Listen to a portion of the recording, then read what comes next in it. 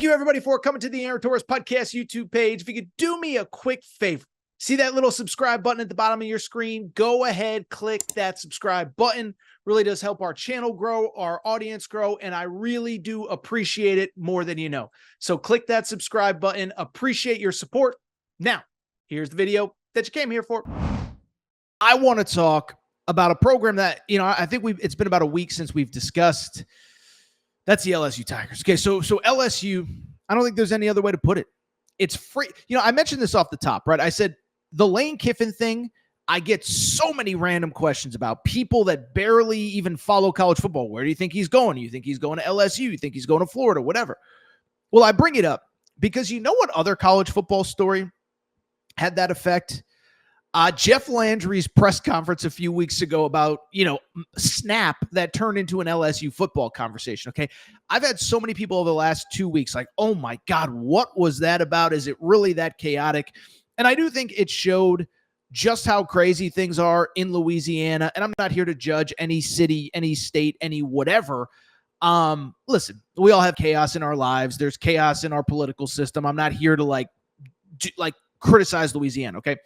But at the same time, I will say it's making for great drama, okay? Because I was thinking about this. Just since let's go from the second that the LSU game ends against Texas A&M to where we are now, okay? So it starts, first of all, people forget, Governor Landry was tweeting about the game, right as the game goes final. That week, if you remember, what was it? The LSU announced that they were going to raise ticket prices. And the governor was like, you need to rethink that. Then you have the next day where after the dust settles after the A&M loss, Brian Kelly meets with Scott Woodward. At that point, Brian Kelly and Scott Woodward get in a fight. Brian Kelly gets fired. Then Scott Woodward gets fired. Then the governor makes his press conference. Then the governor hires a school president. Then an interim AD is named. Then the interim AD is named the full-time AD. Then the school president says, I'm not really sure if that guy's actually the full-time AD.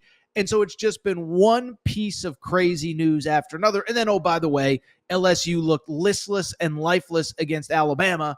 And oh, by the way, Garrett Nussmeier did get benched. And I thought, topic that we probably should have hit on harder on Sunday's show.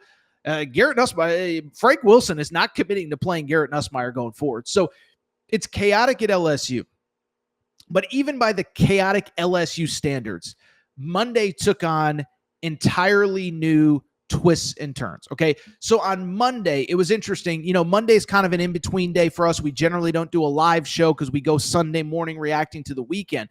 But Monday morning, this first report about Brian Kelly starts to surface, is that there had been previous reports that, he's, they're going to figure out the buyout and it's no big deal. And if you remember last week before the Alabama game, he released a statement thanking LSU. I think he referenced family more than once in that statement.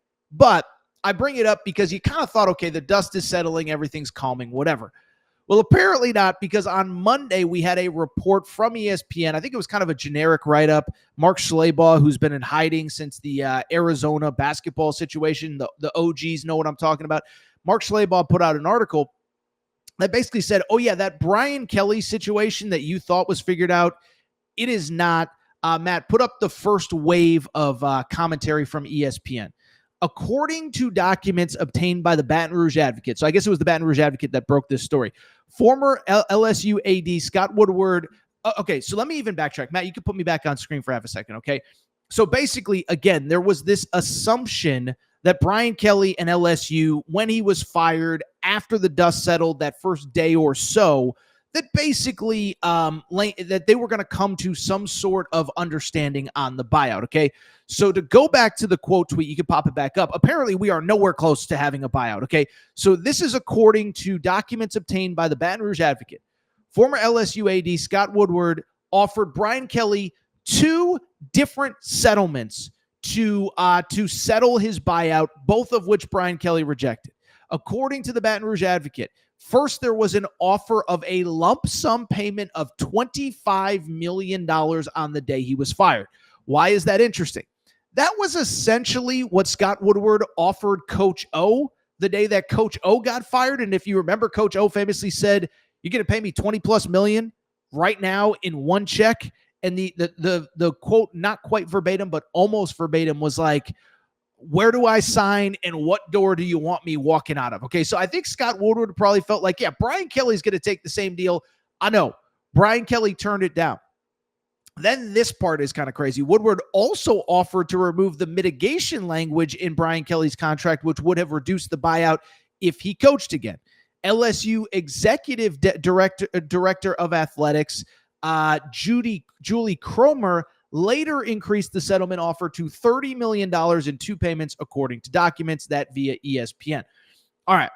So, things are a little bit sketchy at LSU.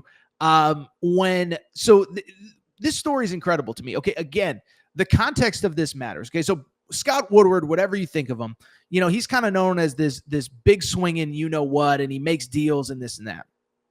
And so, like I just said, I think he thought, I'm going to offer him the Coach O Godfather, basically the Publishers Clearinghouse check. I'm going to offer him a check for $25 million today. We're going to write it, and you're going to get out of here, and you're going to thank me for the $25 million.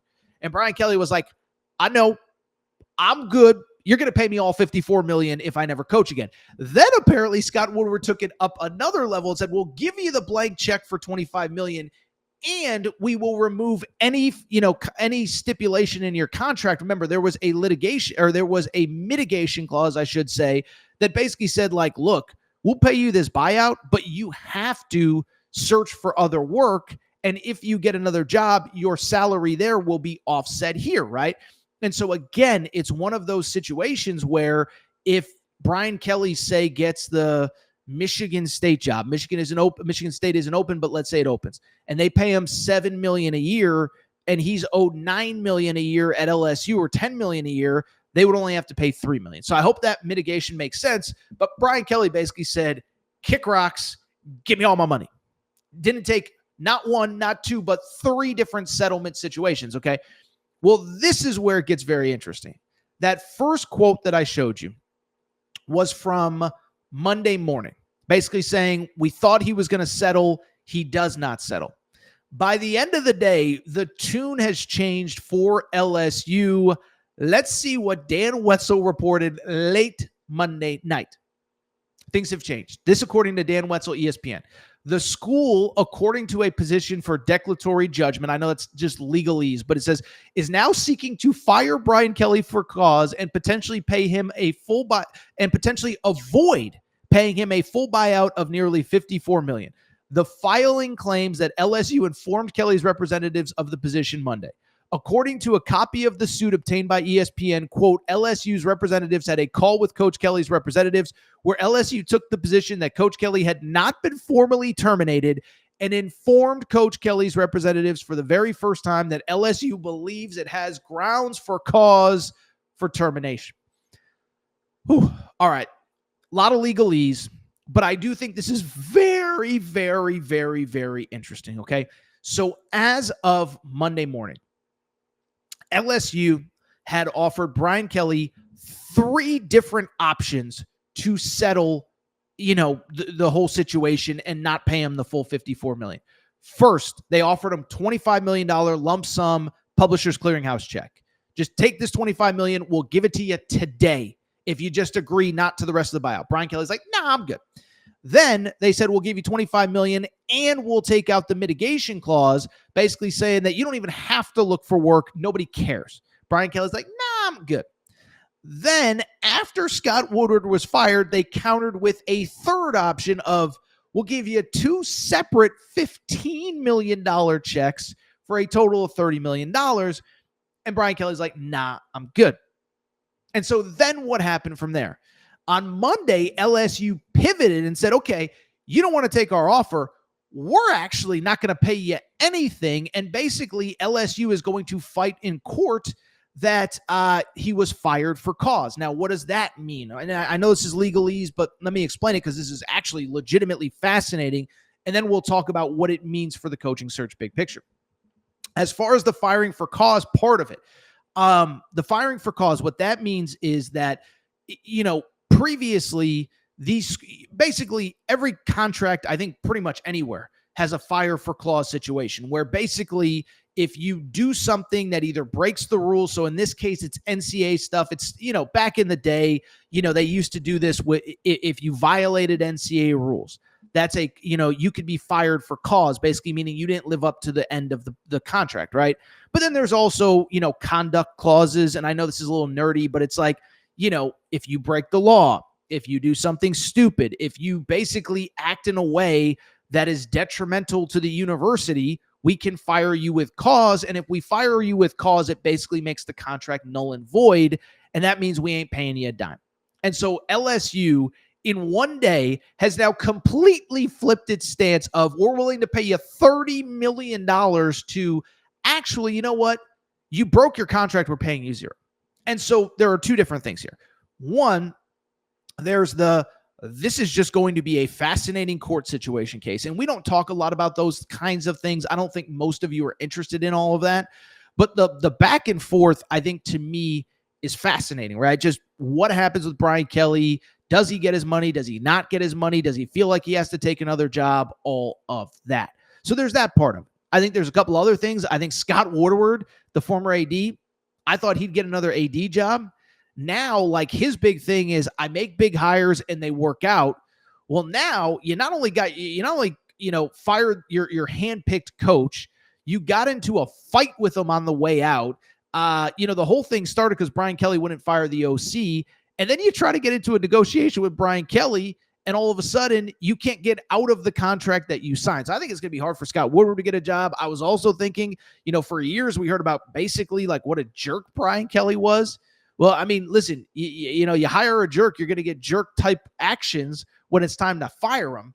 So this is just fascinating. Okay. But what is also fascinating is what it means for the LSU job, because I think there's two ways to look at it. How much does it impact the LSU job? Or maybe it doesn't impact the LSU job at all. Okay. As far as why I think it might impact the LSU job, it sure does look chaotic over there, doesn't it? Listen, we could sit here and say, oh, it doesn't matter. Coaches want to coach. LSU's a great job. But it's like, it does feel like there's a lot going on at LSU. You have the situation where the governor is coming out and clearly, like, the governor, whatever you think, clearly like overly involved with the LSU football program, might scare off some candidates. Two, you now have a situation where the school is fighting with the coach over his buyout money. That's interesting to me because, one, I don't think it'll scare off every candidate, but like, look, I actually am not a Brian Kelly defender in this case. I don't I think when you're the LSU coach, you can't lose to Vandy. You can't lose to Ole Miss consistently. You can't get blown out by Texas A&M at home. You can't get the doors blown off and the stadium's empty and it's all Texas A&M. So I understand why he got fired. What I would also argue is he was 34-14 as LSU's head coach. And so I think there's already some coaches that are like, I don't care how good the job is. Dude won, do the math on that. What is that, about, 65, 70% of his games in the SEC, and he still got fired? That scares me. And now you have this chaos. And now on top of all of it, forget the governor. They're trying not to pay him. Like, if I stink, I want all my money. And so I do think there's a scenario where coaches have to be like, am I really doing this? Am I really committing to this? So I think there's that. I would add, though, the counter to that is like, golly, it is still a good job. And I will say, I do wonder in reality if it will actually, because first of all, it only takes one coach. That's like, it's LSU. I got, all the things that Lane Kiffin talked about in his press conference on Monday. I got access to some of the best high school talent in America. Every kid in Louisiana wants to play at LSU. I've talked about this. I find it fascinating. Lamar Brown is the number 1 rated high school player in the class of 2026. Admittedly, he's from Baton Rouge. Like, he lives 5 minutes from LSU's campus. But he was tweeting out positive stuff about LSU on Monday. We don't even know who the head coach is going to be, right? So, like, that's the allure of LSU. Every kid in Louisiana wants to come play for that state university. And it really kind of doesn't matter who the head coach is. You know what it kind of reminds me of? Back in the 90s and early 2000s, Miami kind of had that reputation of, like, if you're from South Florida, you're playing for the name on the front of the jersey. You don't even care who the head coach is. Dennis Erickson, Butch Davis, Larry Coker, Jimmy Johnson, whoever. We're Southern Florida kids. We want to play for University or for University of Miami. And so it's a fascinating conversation. And I do wonder if it actually impacts the actual coaching search where coaches are looking at it, or are they just saying, I got a chance to coach LSU? Because listen, however the Brian Kelly thing happened, that was essentially how you got Brian Kelly out of Notre Dame. Remember, there were a lot of guys that turned down that job or took extensions that season. Brian Kelly said, I'm the head coach at Notre Dame, but I got a chance to go to LS freaking U. Yes, sign me up for that. So it'll be interesting, but I thought we had to talk about that. Just a fascinating topic as Brian Kelly, he's digging his heels in. I'm fascinated to see what it means for his future, but I'm also fascinated to see, does that scare away any candidate? Does the governor scare away any candidate? Does the fact that LSU now is trying to fight that they fired him with cause scare away candidates? Fascinating conversation on LSU.